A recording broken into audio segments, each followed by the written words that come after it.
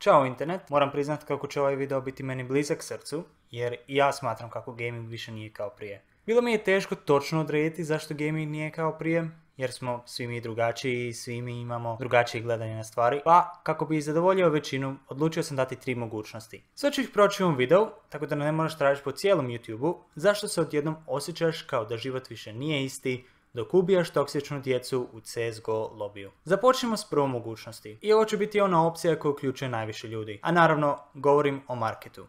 Kada pričamo o igricama iz prošlosti, sve su one napravljene iz ljubavi prema craftu, kodiranju, dizajnu. Jer ljudi koji su ih radili su zapravo bili zainteresirani u ono što rade. Primjer bi bili Minecraft, Tetris, Doom i tako dalje. Sve su one napravljene sa točnom idejom o čemu će igrica biti i kako će funkcionirati. Ali, kako su te indie kompanije počele rasti, tako je kvaliteta počela padati. Danas su te iste male kompanije veliki glomerati koji imaju samo jedan cilj.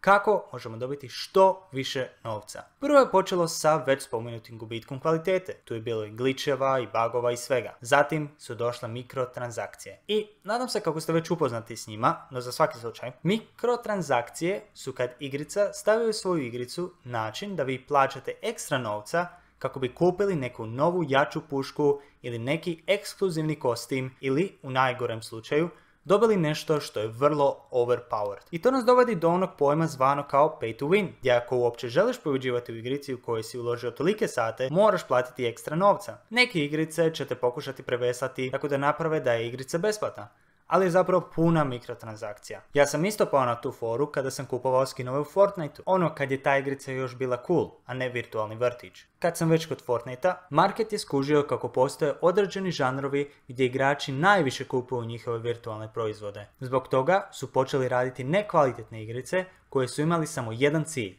zaraditi novac. Ne izgraditi community, ne napraviti ništa revolucionarno, nego samo zaraditi što više. Koje kategorije ponajviše? Shooteri, Battle Royale i u Fifinom slučaju sport.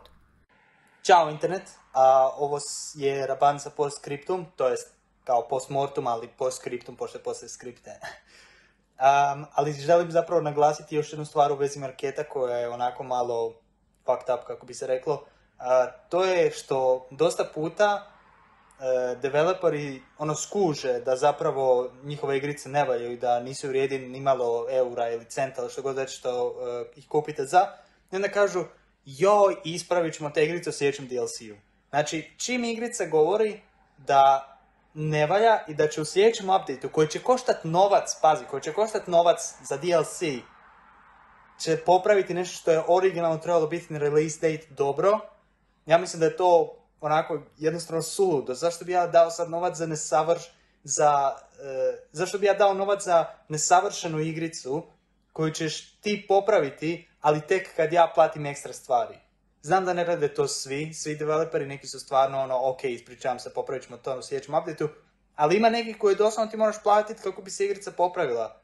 Koji vrag? To je prva opcija. Ali idemo na drugu. Druga mogućnost koja uništava zabavu kod gaminga jest community igrice. Jednostavno se događa kako sve više i više igrica postaju biti toksične. Toksični igrači su igrači koji se zapravo naljute tijekom igrice zbog nekog razloga, te zatim počnu psovat, rugat se drugim igračima ili ih ismijavati. Ali, što je još gore, to neki rade i kad pobjeđuju. Zašto to rade? Jer imaju mal kur. Jer su toliko ovisni o toj igrici da počinju zamjenjivati tu igricu kao nešto vrijedno gdje se trebaju praviti važni. Na drugom kraju njihovih izljeva se nalaze oni gameri koji su neku ruku normalni. Međutim, kad ti se neki idiot stalno dere u uho kako ne znaš igrati igricu i kako je trebaš da instalirati, ti se počne stresirati. A naravno, stres nije dobar. Pogotovo ako si taman došao iz škole ili s posla i želiš se malo odmoriti tako da igraš svoju omiljenu igricu. Ima i onaj drugi problem u kojem ti zapravo ignoriraš sve te toksične igrače. No, to te dovodi u goru poziciju gdje ćeš početi samo prikupljati te informacije i nigdje ih nećeš moći izbaciti bez da ne počneš i ti sam biti toksičan. I tako sve što možeš raditi je biti miran,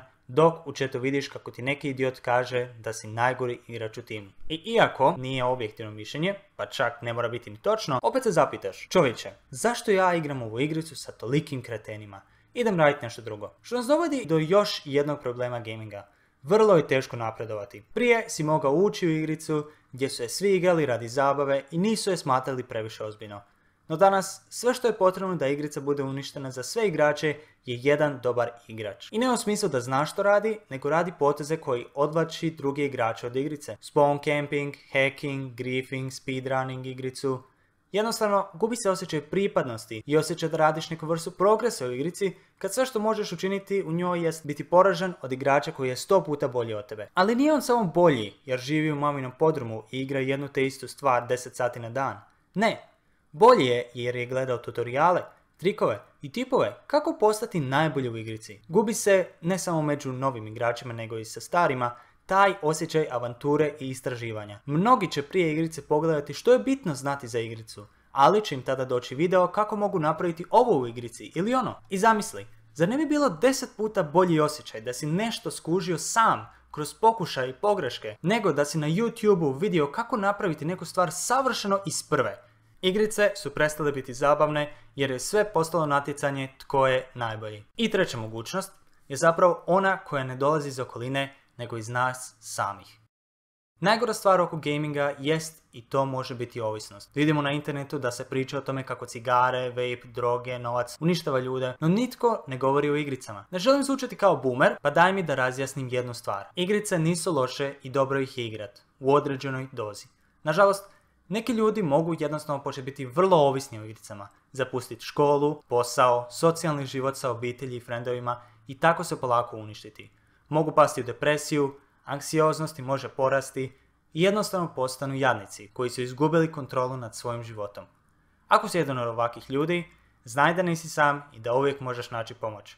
Ako nisi, znaj da ovakvi ljudi postoje i da i ti sam paziš koliko i kakve igrice igraš. Mnogi ljudi smatraju kako igrice više nisu što i prije, što je točno po svemu onome što sam naveo u prvoj mogućnosti. No kako se onda može objasniti fenomen gdje upalimo onu staru igricu koju smo obožavali igrati kao mali, jednostavno nije zabavna kao nekad. Pa, jednostavno je. Ostarili smo. Nije da nam nedostaje određena mapa ili misija ili kostim ili neki item. Ne, nedostaje nam onaj osjećaj koji smo imali kad su te stvari postojale. Jer tada smo bili mlađi. U mojem slučaju, tad sam bio tek ušao u srednju školu, te su stvari bile puno jednostavnije nego što su sada. Ili čak prije nego 2020. kad smo još bili mala djeca, te smo još trebali doći do nekoga kako bi igrali igrice zajedno, a ne online. Teško je shvatiti, no i naši interesi se mijenjaju.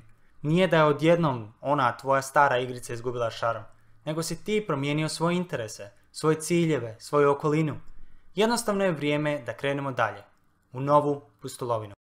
Ova tema je bila malo duboka, znam, ali odlučio sam se njome posvetiti jer ja imam prijatelje koji su pali u ovaj gaming ciklus te se stalno zapitaju zašto im više nije zabavno kao nekad.